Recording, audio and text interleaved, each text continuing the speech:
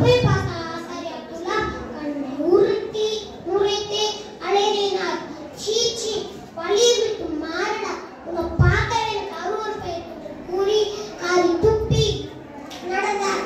பாவம் பப்பு முக வருத்தத்தோடு நடந்து நடந்து அழுகு நேர ஆத்து பக்கத்துல போய் நின்றான். இதோ வருகிறார் தொப்பையப்பன். அப்பே பார்த்த தொப்பையப்பன் ஓடி வந்து இந்த அழுகு நேர ஆற்றில் தள்ளி விட்டார். இல்லாம கை துப்பி சிரிச்சார். பாவம் பப்பு ரசலாடு கை வீட்டிற்கு சேர்ந்தார். கதவடைச்சிட்டு வெளியே வர வேலை இதை பார்த்த ஒரு மக்கள் கிங்கனி ஆற்றிலிருந்து கிங்கனி பட்டியை கூட்டிட்டு வந்து கதவை தட்டி உள்ள போனாங்க. ஏன் நீ காய்கறி தூரத்துக்கு வரவே இல்லை, உனக்கு என்ன ஆயிடுச்சு